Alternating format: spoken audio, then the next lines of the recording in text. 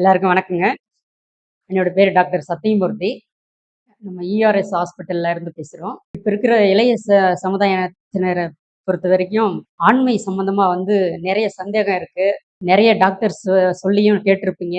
நெறைய சந்தேகங்களும் இருக்கு உங்களுக்கு. இப்போ ஆண்மை குறைவு அப்டின்னா, எல்லாரும் நெனைக்கிற மாரி அது உடல் அளவா இருக்கக்கூடிய ஒரு பிரச்சனை கிடையாது. அது வந்து பார்த்தீங்கன்னா, ஆண்களுக்கான ஒரு ஹார்மோன் குறைபாடு தான்.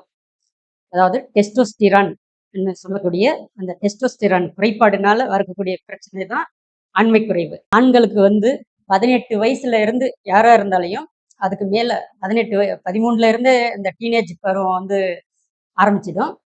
அந்த 13 வயசு டீனேஜ் பருவத்தில இருந்தே டெஸ்டோஸ்டிரான் அந்த ஹார்மோன் வந்து உற்பத்தியாக ஆரம்பிச்சிடும். அதனுடைய வேலைய வந்து காட்ட ஆரம்பிச்சிடும். எல்லாரும் வந்து இப்ப லவ் பண்றோம், நேசிக்கிறோம், காதலிக்கிறோம்னு சொல்றதுக்கு மெயின் ரீசனே அந்த ஹார்மோனுடைய உண்மையான வேலை தான் வந்து அந்த லவ் பண்றோம் அப்படின்ற அந்த எண்ணத்தை உருவாக்குறதே அந்த ஹார்மோன் தான். சரிங்களா? அதே மாதிரி தான். அந்த ஹார்மோன் ஒருத்தருக்கு இயற்கையா வந்து வேலை செய்யல அப்படின்னா, இப்ப ரோட்ல வந்து ஒரு பசங்க 4 பேர் டீ கடையில பேசிட்டு இருக்காங்கன்னு வச்சுக்கோங்களேன். அதே வழியில காலேஜ் பொண்ணுங்க, டீனேஜ் பொண்ணுங்க யாராவது அப்படி அழகா போயிட்டு இருக்காங்க அப்படின்னா, அவங்கள டக்குன்னு ஒரு டர்ன் பண்ணி பார்த்தாங்க அப்படின்னா, அவங்களுக்கு எந்த குறைபாடும் கிடையாது. சரிங்களா? அவங்களுக்கு வந்து அந்த டெஸ்டோஸ்டிரான் ஹார்மோன் வந்து கரெக்ட்டா ஃபங்ஷன் ஆகுதுன்னு அர்த்தம். அப்படி அவங்க திரும்பி பார்க்கல அப்படின்னா, அவங்க உடல் அளவுல இந்த ஹார்மோன் குறைபாடு அவங்களுக்கு இருக்குன்னு அர்த்தம். சரிங்களா? ஏன்னா, அதுவும் ஒரு வகையான ஆண்மை குறைவுல சேரக்கூடிய ஒரு விஷயம் தான். ஆண்மை குறைவு வந்து எப்படி, எதனால வருது அப்படின்னா, விஷயம் வந்து நம்மகிட்ட இருக்கிற பழக்கவழக்கங்கள் தான். அதுல முதல் பழக்கம் என்னன்னா, ஸ்மோக் பண்றது. பீடி, சிகரெட்டு இந்த மாதிரி கஞ்சா இந்த மாதிரி புகைப்பிடிக்கிறதுனால ஃபர்ஸ்ட் முதல் காரணமா ஆண்மை குறைவு வந்து இதனால வருது. 2வது எடுத்துக்கிட்டீங்கன்னா, ஆல்கஹால் மது அருந்துதனாலயும் வந்து ஆண்மை குறைவு வர்றதுக்கான வாய்ப்பு இருக்கு. அடுத்து எடுத்துக்கிட்டீங்கன்னா 3வது பாயிண்டா உடம்புல வந்து சுகர் டயபெட்டிக்ன்னு சொல்லக்கூடிய நீரிழிவு நோயினாலையும் ஆண்மை குறைவு வர்றதுக்கான வாய்ப்பு இருக்கு. அடுத்து 4வதா பார்த்தீங்க அப்படின்னா பிபி பிரஷர்ன்னு சொல்லக்கூடிய உயர் ரத்த அழுத்தத்தினாலையும் இந்த ஆண்மை குறைபாடு வர்றதுக்கான வாய்ப்பு இருக்கு. அடுத்து 5வதா முக்கியமான காரணம் என்னன்னா, மன அழுத்தத்தினாலையும் இந்த ஆண்மை குறைபாடு வர்றதுக்கான வாய்ப்பு இருக்கு. அது இல்லாம இப்ப இருக்கிற இந்த ஃபாஸ்ட் ஃபுட்டு, ஜங்கிள் ஃபுட்டுன்னு சொல்லக்கூடிய அந்த பரோட்டா, பீஸா, பர்கர், இந்த சீட்லெஸ்ன்னு சொல்லக்கூடிய எல்லா காய்கறி, பழங்கள் இந்த இந்த மாதிரி சீட்லெஸ்ஸா இருக்கக்கூடிய ஹைபிரிட் உணவுகள் எதுவா இருந்தாலையும் அதை எடுத்துக்கும் போது இந்த ஆண்மை குறைபாடு வர்றதுக்கான வாய்ப்பு இருக்கு. அதே மாதிரி broiler chicken, fast food item எதுவா இருந்தாலையும் துரித உணவை பொறுத்த வரைக்கும் முடிஞ்ச வரைக்கும் அவாய்ட் பண்றது ரொம்ப நல்லது. இதனாலையும் வந்து ஆண்மை குறைபாடு வருது. அதே மாதிரி போனோகிராபி, அதாவது ஆபாச படங்களை வந்து மொபைல்ல பார்த்து அதிகமா ஒரு அளவுக்கு மீறி எதுவுமே வந்து ஒரு அளவோட பார்க்கும்போது எந்த பிரச்சனையும் கிடையாது. அளவுக்கு மீறி அதையே கெதியா இருந்து ஆபீஸ் போறவங்க, இல்ல காலேஜ் போற ஸ்டூடெண்ட்ஸ் லீவ் போட்டு உட்காந்துக்கிட்டு மணிக்கணக்கா வந்து அந்த ஆபாச படங்களை பார்க்குற ஒரு சில விஷயத்த வந்து நம்ம வந்து பார்க்க முடியுது. இப்ப இருக்கிற ஜென்ரேஷன் பொறுத்த வரைக்கும். அதனாலயும் வந்து இந்த ஆண்மை குறைவு வர்றதுக்கான வாய்ப்பு அதிகமா இருக்கு. கைப்பழக்கம், சுய இன்பம் அப்படின்னு சொல்லக்கூடிய மாஸ்டர்பேஷன் சொல்லுவோம். அந்த கைப்பழக்கமும் வந்து பார்த்தீங்கன்னா, ஒரு அளவோட இருக்கும்போது எந்த பிரச்சனையும் கிடையாது. அளவுக்கு மீறி ஒரு நாளைக்கு 4, 5 முறை அந்த மாதிரி பண்ணும்போது, அவங்களுக்கு அந்த உறுப்பு ஆண் உறுப்பு வந்து எழுச்சி குறைபாடு வரும். நரம்பு தளர்ச்சி வரும். அதனால அவங்களுக்கு வந்து தாம்பத்தியத்துல வந்து ஈடுபடுறதுக்கான வாய்ப்பு குறைவா இருக்கும். அதனாலயும் ஆண்மை குறைவு வர்றதுக்கான வாய்ப்பு அதிகமா இருக்கு. இந்த கைப்பழக்கம் வந்து அதிகமா பண்ணும்போது, உடல்ல நிறைய மாற்றங்கள் வர்றதுக்கு வாய்ப்பு இருக்கு. 1 உயிரணுக்கள் குறைபாடு வரும். அந்த உயிரணுக்கள் எண்ணிக்கை குறையும்போது, குழந்தையின்மைக்கான பிரச்சனையும் வந்து 2வது பிரச்சனையா வந்து ஆரம்பிக்கும். ஆஃப்டர் மேரேஜ் கல்யாணத்துக்கு அப்புறம் கம்பல்சரி இந்த சுய இன்பம் வந்து அதிகமா இருக்கிறதுனால, குழந்தையின்மை பிரச்சனையும், உயிரணுக்கள் குறைபாடு இருக்கிறதுனால, அவங்களுக்கு கருமுட்டை சரியா வந்து ஃபார்ம் ஆகாம, அவங்களுக்கு வந்து குழந்தையின்மை வந்து தள்ளி போறதுக்கான வாய்ப்பு அதிகமா இருக்கு. கைப்பழக்கம் பொறுத்த வரைக்கும் 15 நாளைக்கு ஒரு முறை அப்படின்றது ஒண்ணும் பிரச்சனை கிடையாது. ஆங்கில மருத்துவர்கள் பொறுத்த வரைக்கும், எம்பிபிஎஸ் டாக்டர்ஸ் பொறுத்த வரைக்கும், டெய்லியும் பண்ணாலே ஒண்ணும் பிரச்சனை இல்லைன்னு தான் அவங்க சொல்லிட்டு இருக்கிறாங்க. ஆனா, சயின்டிஃபிக்கா அது உண்மையா இருந்தாலையும் உடல் அளவுல என்ன மாற்றங்கள் நடக்கும் அப்படின்றது எங்களை போன்ற இயற்கை மருத்துவர்களுக்கு நல்லா தெரியும். அதனால மாஸ்டர்பேஷன் வந்து டெய்லியும் பண்றது, ஒரு நாளைக்கு 4, 5 முறை அந்த மாதிரி அதிகமா பண்றத குறைச்சிக்கிட்டு, ஆரோக்கியமான உணவுகளை எடுத்துக்கிட்டு, காய்கறிகள், பழங்கள் இந்த மாதிரி நல்ல ஊட்டச்சத்தான உணவுகளை எடுத்துக்கிட்டு 15 நாளைக்கு ஒரு முறை இந்த சுய இன்பம் மாஸ்டர்பேஷன் பழக்கம் வந்து இருக்கும்போது எந்த பிரச்சனையும் கிடையாது. அது அவங்க வந்து உடம்பு ஆரோக்கியமா வச்சுக்கிட்டு அது பண்ணும்போது எந்த விதமான உடல் அளவுல எந்த பாதிப்பும் வராது. உண்மை குறைபாடு வர்றதுக்கான வாய்ப்பும் கிடையாது. அதே மாதிரி பாத்தீங்கன்னா நிறைய பேருக்கு வந்து ஆணுறுப்பு சைஸ் என்ன அப்படின்றத நிறைய டாக்டருங்கிட்டையும் கேட்பாங்க. அது தெளிவா வந்து சொல்லவும் மாட்டாங்க. இயற்கையாவே இந்தியர்களுடைய ஆணுறுப்பினுடைய அளவு விறைப்பு இல்லாத சமயத்துல நார்மலா இருக்கும்போது ஆணுறுப்பினுடைய அளவு பாத்தீங்கன்னா குறைஞ்சபட்சம் 2 இன்ச்சுல இருந்து 3 இன்ச்சு வரைக்கும் இருக்கிறது நார்மல்.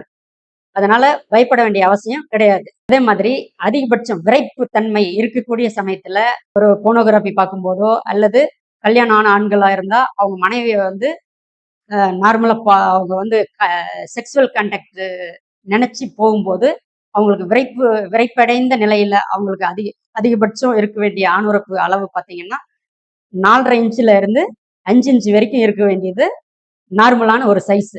அதனால ஆணுறுப்பு வந்து சின்னதா இருக்கு, பெருசா இருக்குன்னு சொல்லி அதை பத்தி நினைச்சுக்கிட்டு கவலைப்பட வேண்டிய அவசியம் எதுவும் கிடையாது.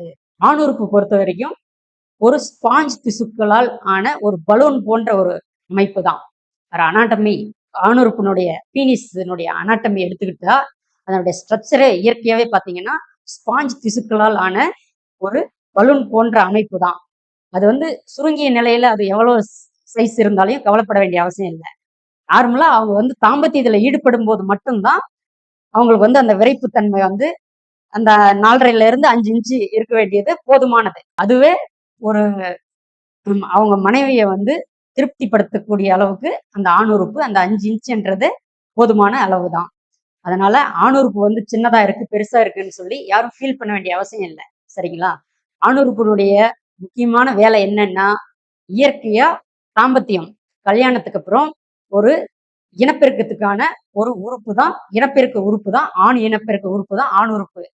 அது வந்து செக்ஸ் பண்றதுக்கு ஒண்ணு, 2வது யூரின் பாஸ் பண்ண போறீங்க. அவ்வளவுதான்.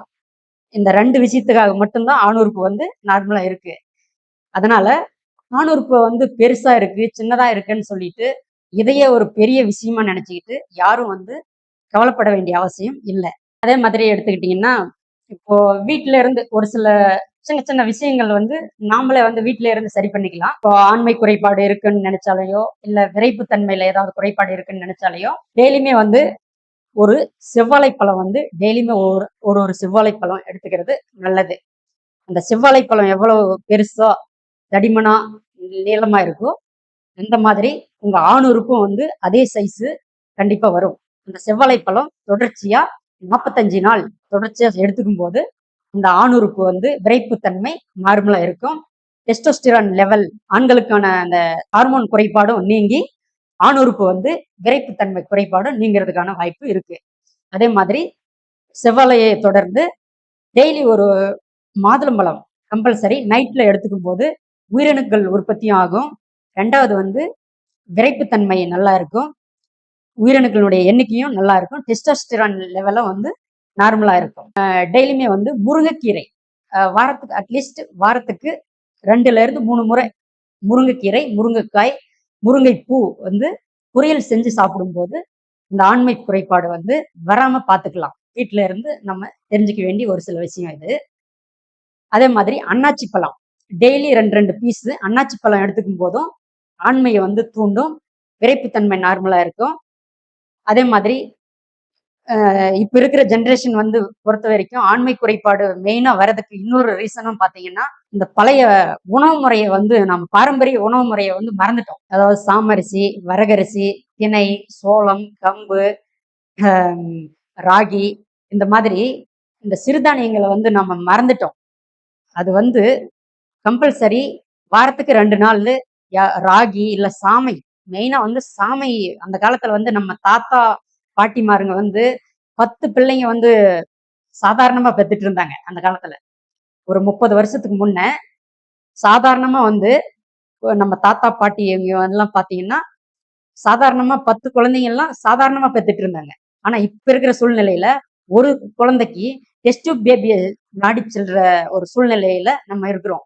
அதுக்கு காரணம், நாம அந்த பழைய பாரம்பரிய உணவு முறையே மறந்தது தான் மெயின் ரீசனா நான் நினைக்கிறேன். சரிங்களா?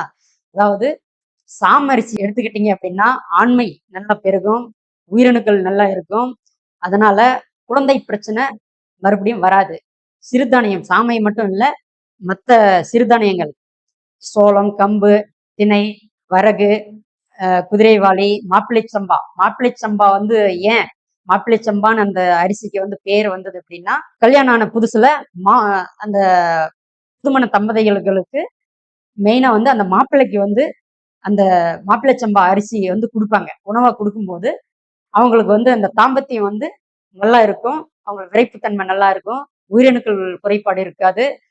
அந்த கல்யாணம் பண்ண அடுத்த ஒரு 3 மாசத்திலேயே பார்த்தீங்கன்னா, அவங்க மனைவி வந்து கன்சீவ் ஆகுறத வந்து கண்கூட பார்த்துட்டு இருந்தாங்க அந்த காலத்துல. காரணம் என்னன்னா, இந்த உணவு முறை, பாரம்பரிய உணவு முறைய வந்து நம்ம இப்பயும் வந்து கடைபிடிச்சோம் அப்படின்னா, அந்த பிரச்சனை வந்து வராது. ஆண்மை பிரச்சனை வராது. உயிரணுக்கள் குறைபாடு வராது. குழந்தையின்மை பிரச்சனையும் வராது. இந்த மெயினா வந்து சாமரிசியாவது அட்லீஸ்ட் நீங்க வந்து நம்ம பாரம்பரிய அரிசி வகையில சாமரிசியாவது வாரத்துல 2 நாள் எடுத்துக்கிட்டா கூட போதுமானது. மத்த சிறுதானியங்கள் பார்த்தீங்கன்னா, வாரத்துக்கு 1 நாள், 2 நாள் சோளம், கம்பு அது வந்து எந்த வகையில உங்களால வந்து உணவு அதாவது கூழ் கூட அந்த அந்த காலத்துல வந்து குடிச்சிட்டு இருந்தாங்க.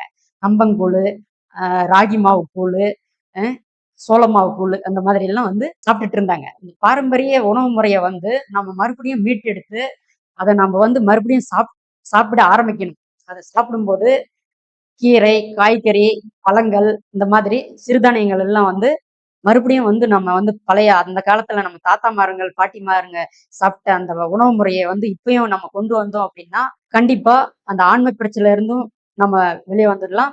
2வது வந்து அந்த குழந்தையின்மை பிரச்சனையும் வராம பார்த்துக்கலாம். இந்த ஆண்மை குறைவு, இல்ல இந்த டெஸ்டோஸ்டெரான் குறைபாடு வந்து மறுபடியும் வரக்கூடாது அப்படின்னு நினைச்சீங்கன்னா, இன்னும் ஒரு சில டிப்ஸ் வந்து குடுக்குறேன். இந்த தர்பூசணி பழம் வந்து இந்த வெயில் காலத்துல சம்மர் சீசன்ல கம்பல்சரி அந்த வாட்டர் மெலன் வந்து கிடைக்கும். அத எடுத்துக்கும்போது, கண்டிப்பா வந்து இந்த ஆண்மை குறைபாடு நீங்கும். தர்பூசணி பழம் தொடர்ச்சியா ஒரு 30லிருந்து 45 நாள் தொடர்ச்சியா எடுத்துக்கும்போது, தர்பூசணி பழமும் சரி, முருங்கைக்கீரை, முருங்கைப்பூவு, முருங்கைக்காய், அன்னாச்சி பழம் இந்த மாதிரி நம்ம வந்து கன்டினியூஸா எடுக்கும்போது, குழந்தையின்மையும் ஆகட்டும், ஆண்மை குறைபாடு, இந்த விரைப்புத்தன்மையில குறைபாடு, இந்த மாரி பிரச்சனை எல்லாம் வராம நம்ம வந்து முடிஞ்ச வரைக்கும் வீட்ல இருந்து சொன்ன இந்த உணவு முறைய வந்து ஃபாலோ பண்ணீங்கன்னா, அதுல இருந்து ஓரளவுக்கு விடுபட்டுக்கலாம். அதையும் மீறி மறுபடியும் உங்களுக்கு வந்து ஏதாவது ஆண்மை குறைபாடுல வந்து ஏதாவது சந்தேகம், இல்ல குழந்தையின்மை பிரச்சனையில ஏதாவது சந்தேகமோ, இல்ல ட்ரீட்மெண்ட் எடுக்கணும்னு நினைச்சீங்க அப்படின்னா, நம்ம ஹாஸ்பிட்டல் வாங்க. நான் டாக்டர் சத்தியமூர்த்தி பேசிட்டு இருக்கேன். நீங்க நம்ம இஆர்எஸ் ஹாஸ்பிட்டல் நல்லம்பள்ளி, தருமபுரி மாவட்டம்.